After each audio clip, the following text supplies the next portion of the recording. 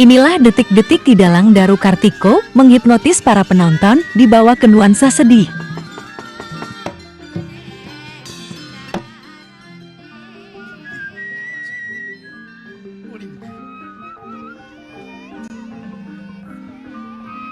Samangke kula ingkang putra badhe ngestakaken dawuh menapa ingkang dados pituwah paduka Kanjeng Rama Kembang Uluk.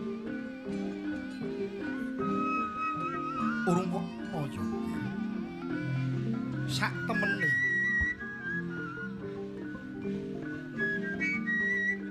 anggonmu tumeka ana pertapan Candramanik iki setengah ngono pun bapa kang hamele.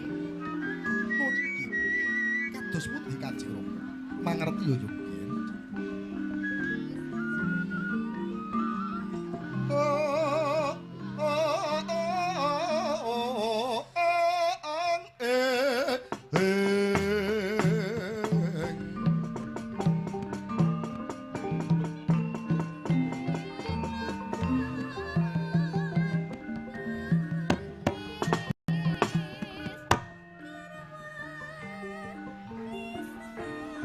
Tak ibaratake gegodhongan kang wis ganggang aking kang mangkono bakal pitil saka wit. Tak ibaratke wowohan kang wis panci unduh kang mangkono bakal kaunduh dene kang nandur. Semono uga ingkah menungso